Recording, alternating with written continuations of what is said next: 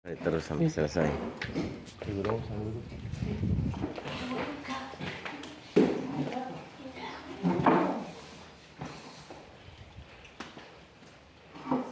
Ada di bawah sampah bawah. Ya.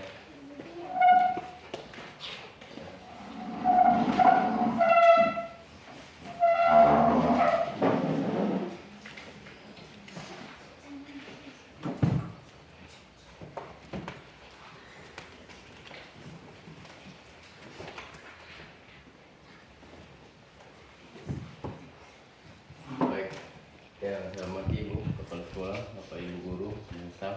Terima kasih atas waktu dan tempat yang sudah diberikan. Baik adik-adik, suara Bapak cukup jelas? Ya. Sudah bisa dengar ya? Ya. Oke. Sebelum kita mulai, Bapak mau cek semangatnya adik-adik hari ini. Bisa ya kalau misalkan saya ucapkan selamat pagi, jawabnya pagi, pagi, pagi. Bisa? Bisa. Yang keras ya? Ya. Kita coba.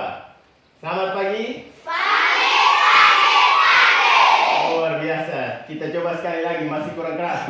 Selamat pagi. Pagi, pagi, pagi. Apa kabar semuanya? Baik. Sehat? Sehat. Rasa semangat dari adik-adik SD Jamil Oenaik ini. Kita tepuk tangan dulu ya. Baik adik-adik, perkenalkan nama Bapak Sahril, Bapak dari Najafa Water Filter. Hari ini di sini kita baru pertama bertemu ya. Jadi Bapak minta waktunya sebentar, tolong perhatikan apa yang Bapak sampaikan sehingga nanti adik-adik bisa paham dengan jelas apa yang Bapak sudah sampaikan. Oke? Oke. Nah, adik-adik hari ini siapa yang sudah minum air? Coba mana tangannya? Angkat tangan. Berarti semua hari ini sudah minum air ya? Atau ada yang belum minum air hari ini? Mana yang belum minum air? Kenapa hari ini belum minum air? Kenapa? Belum haus.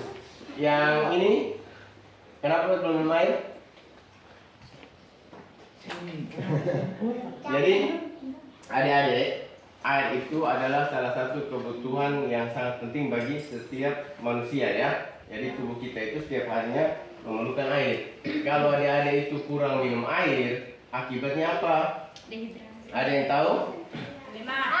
Ya. Jadi akibatnya adik-adik akan kekurangan cairan atau itu dinamakan dehidrasi. Tadi yang jawab lemas apa?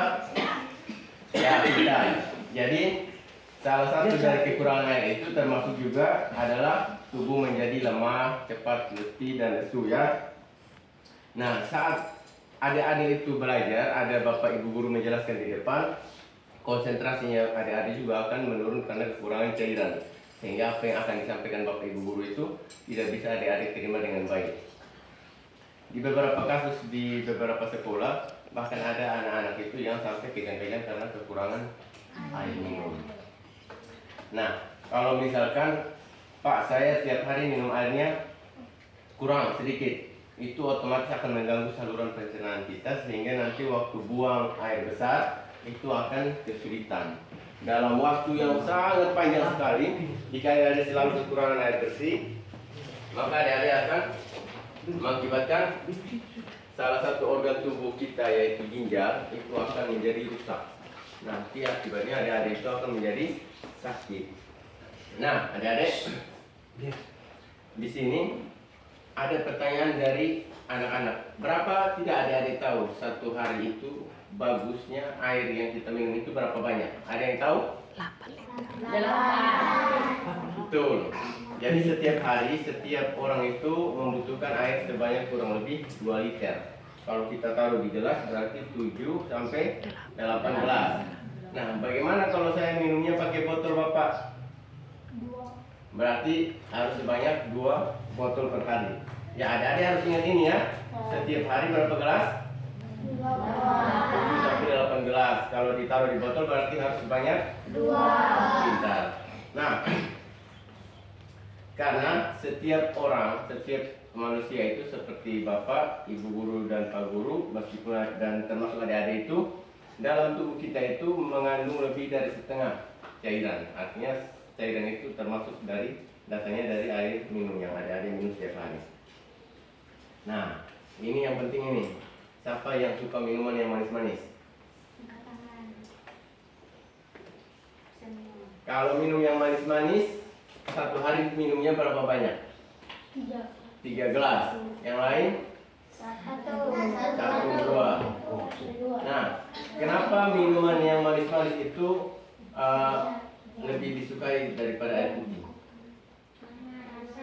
Karena rasanya manis.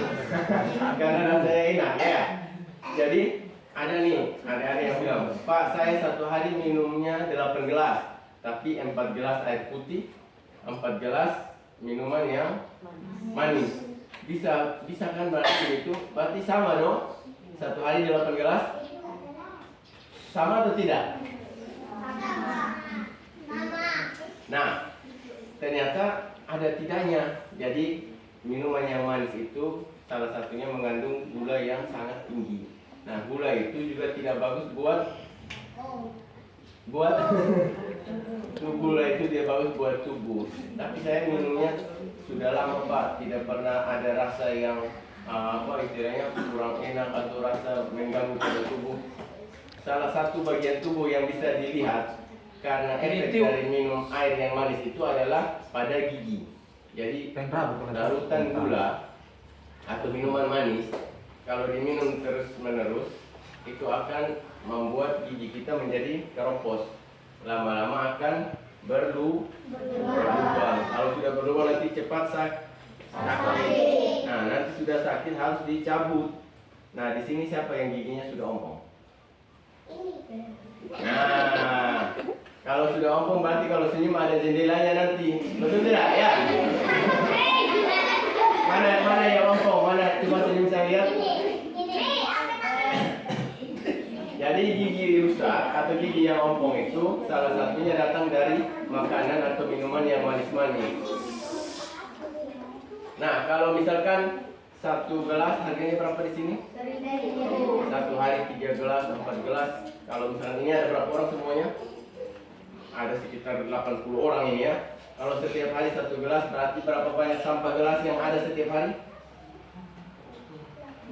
Ya, jadi kalau ada setiap hari belinya 1, belinya 2, maka setiap hari akan ada sampah gelas sebanyak 80 dikali 2. Nah, besoknya lagi akan ada lagi 80 dikali 2. Besoknya lagi akan ada lagi. Lama-lama di desa Wenaik ini penuh dengan sampah dari adik-adik semua.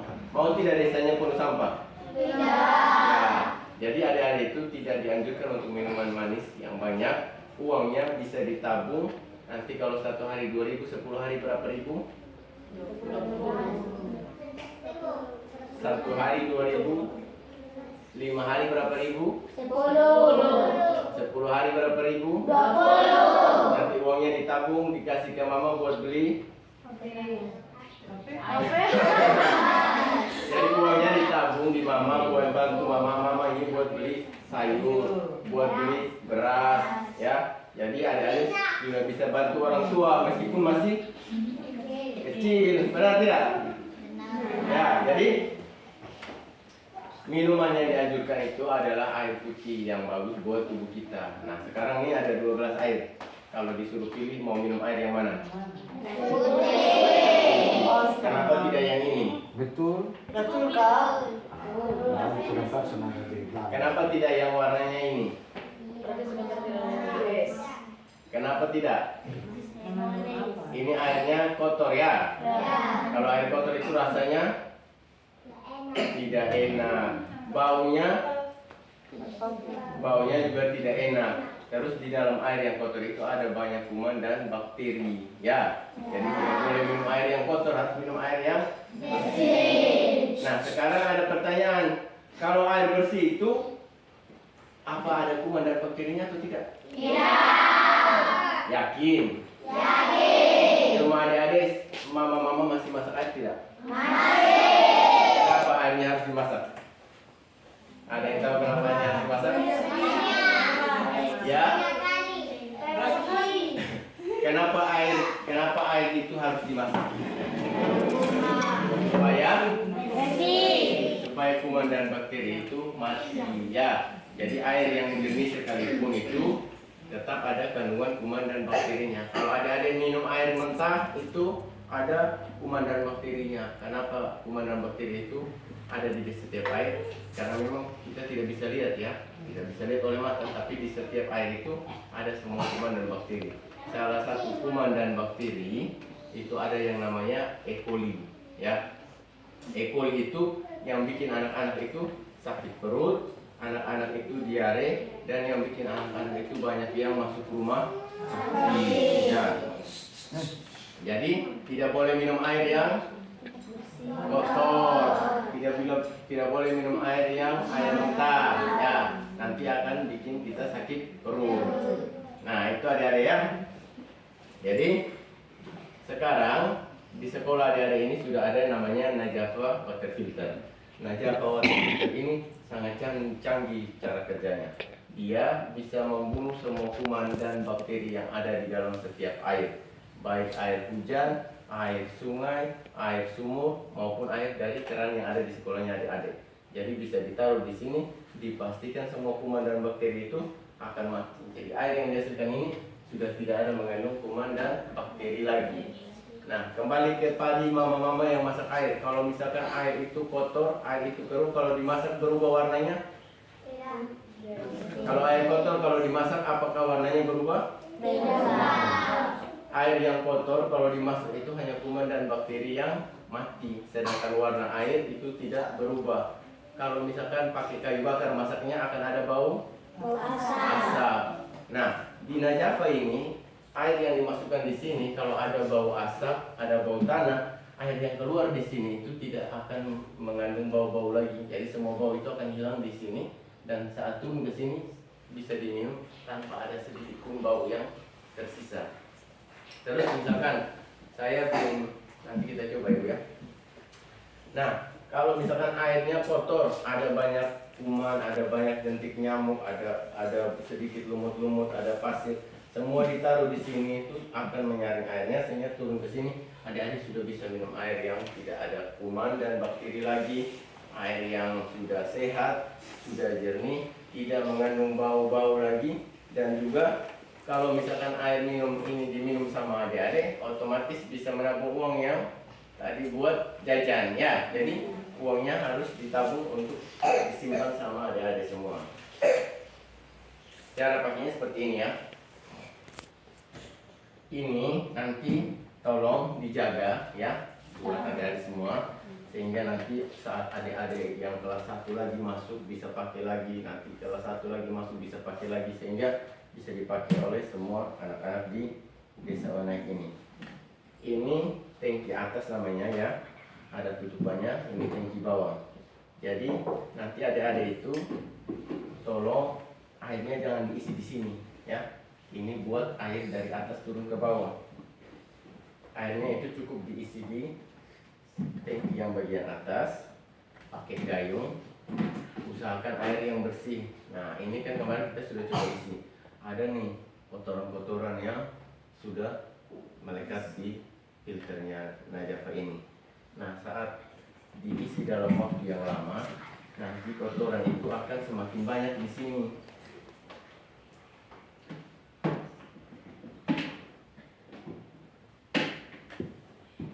Jadi nanti adik-adik akan melihat kalau saringan ini atau filter ini akan berubah warna jadi warna kuning, lama-lama jadi kuning gelap, lama-lama akan berubah jadi hitam ya, yang ini.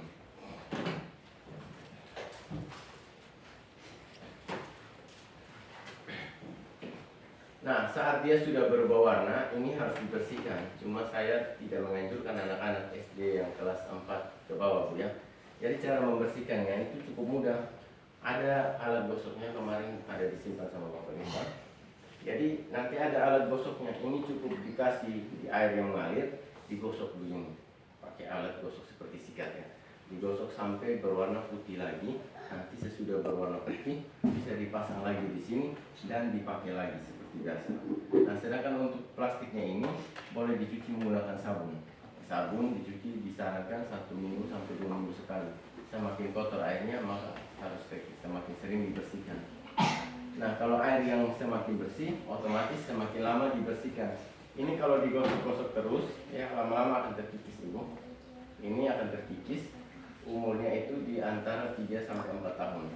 Jadi dia mampu bertahan 3 sampai 4 tahun menyaring air.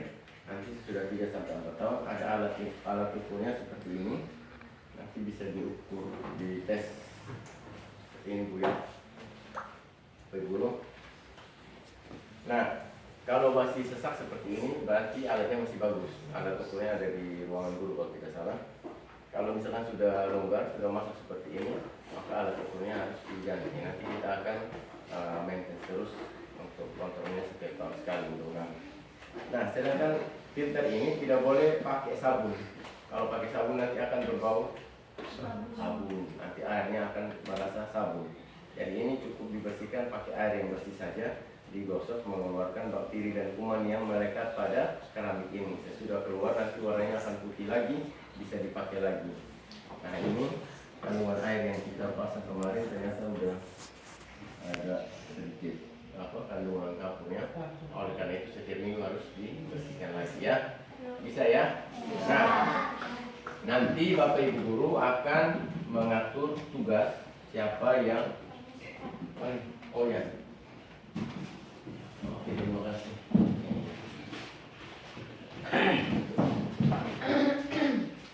Jadi saya ulangi ya.